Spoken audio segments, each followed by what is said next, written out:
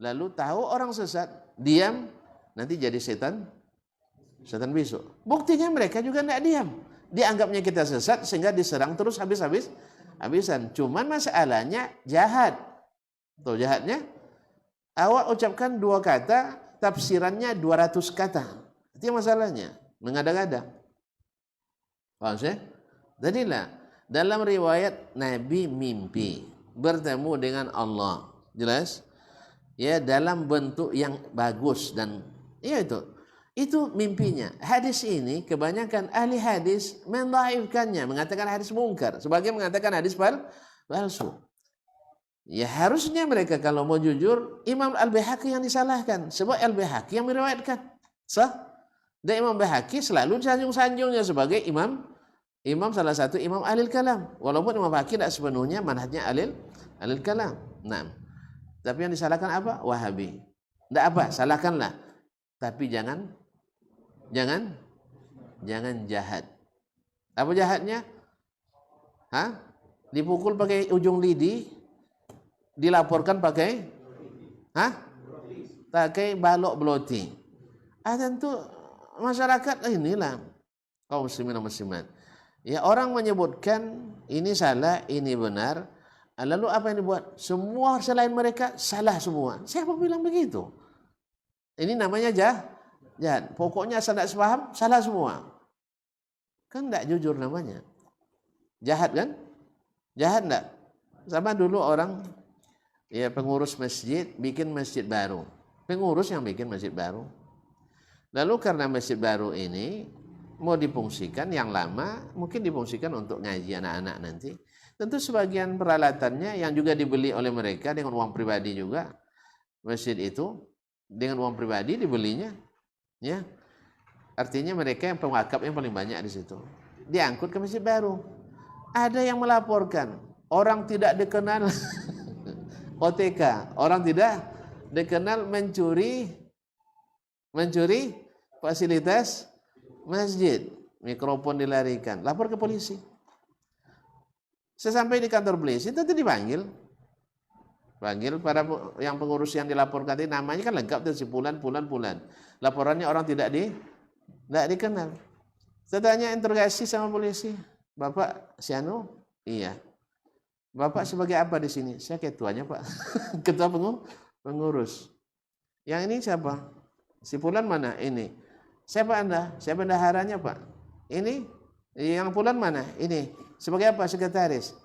Ketua, sekretaris, bendahara. Laporannya orang tidak dikenal. Jahat enggak? Jahat. Sebab kalau laporannya orang tidak dikenal itu pidana. Tapi kalau laporannya pengurus masjid memindahkan alat masjid, pidana? Tuan-tuan. Kalau sempat tuan-tuan laporkan Ustaz Dasman mengangkut Permadani di Azam. Masjid Azam, ya, dipindahkan ke Masjid Azam. Saya tidak pengurus di sini. Kalau dilaporkan polisi, apa hukumnya?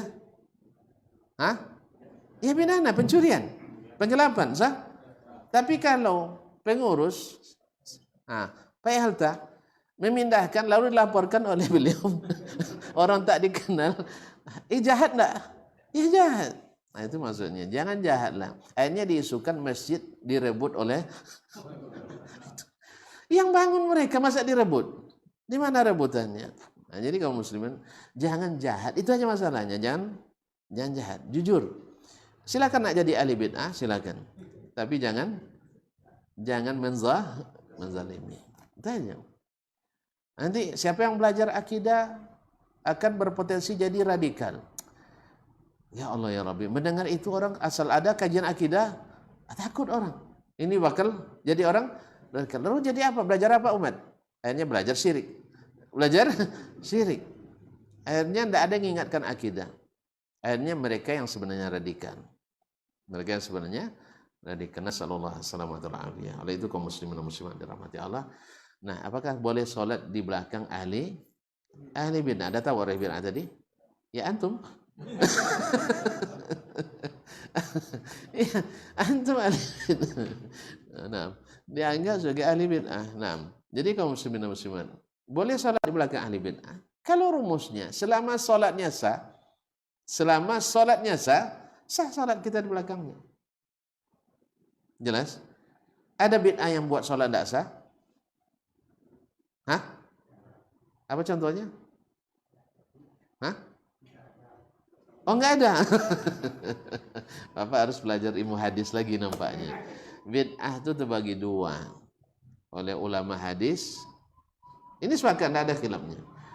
Bid'ah pertama mufassiqah, menyebabkan orangnya fasik. Bid'ah kedua namanya mukaffirah, menyebabkan pelakunya kafir. Nah, gimana itu? Berarti ada, Pak? Kalau sudah bid'ahnya menyebabkan dia keluar dari Islam, mau Bapak salat di belakangnya? Tentu tahu enggak, orang jahiliyah dulu menjadi kafir karena apa? Orang jahiliyah dulu dihukum sebagai orang kafir karena apa? Karena berbuat bid'ah. Berbuat bid'ah. Nabi Ibrahim mengajarkan tauhid. Ini sunnahnya, sah? Lalu mereka bawa berhala. Ini namanya bid'ahnya. Akhirnya mereka kafir gara-gara bid'ah tadi. Dulu orang Islam, dia diajarkan oleh Nabi Ibrahim dan Ismail ketika haji, labbaik Allahumma labbaik, labbaik la syarika laka labbaik, ya. Oleh orang jahiliyah ditambah, dimodifikasi supaya asik lagi. Apa jawabannya? Labbaik Allahumma labbaik, labbaik la syarika lak illa syarikan huwa lak. Kan lak-laknya dua tuh, enak didengar. Ya, akhirnya mereka jadi musyrik gara-gara bid'ah itu. Menambah kalimat yang menurut mereka itu menyanjung Allah. Walaupun kami menyekutukan, tapi tetap milikmu ya Allah, di bawah kendalimu. Kan berapa banyak orang sekarang mempertuhankan selain Allah, tapi menganggap dia itu tetap di bawah kendali Allah. Sama. Makanya yang seperti ini, yang menyembah kepada selain Allah, walaupun dia meyakini Allah lebih berkuasa, tetap syirik. Nah, yang seperti ini bid'ah apa tidak? Ada paham. Kan itu. Jadi ada bid'ah yang mengafirkan, ada bid'ah yang memfasikkan. Tidak ada bid'ah yang mensolehkan.